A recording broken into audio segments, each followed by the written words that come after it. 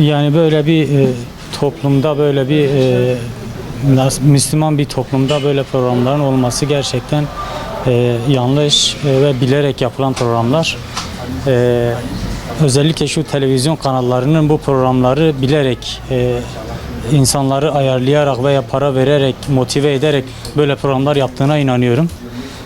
Yani RTÜK'ün artık yönetimin, hükümetin buna bir el atması lazım. Hiç güzel şeyler değil. Ben televizyon izlemiyorum asla.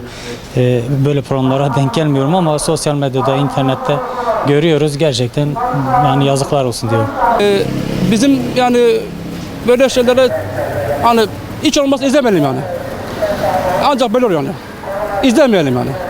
Çünkü bunlar bizim ne maddi ne manevi değerlerimiz uymuyor yani. Biz kendi örfümüzde, adetimize göre yani programlar ülküyor yani herkes yani. Çünkü manevi değerler önemli, dini değerler önemli. Bunlar yani toplumu bozan şeyler, programlar yani. Saçma bir şey yani, öyle bir şey olur mu? Yani ayıp olan bir şey yani. Tabii. O çok önemli. Şimdi şöyle bir şey. 80 bin kişi ne bileyim yani 81 yılda millet seyrediyor. Buna uyan da var, uymayan da var ama vermemeleri lazım.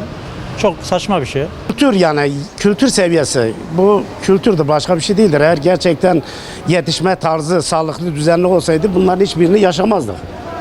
Olmadığı için işte gerçekten bu sıkıntıları hep beraber yaşıyoruz.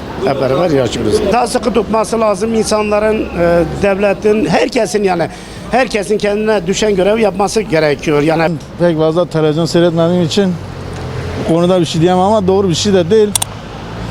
Bunun bir çaresinin bulunması lazım yani.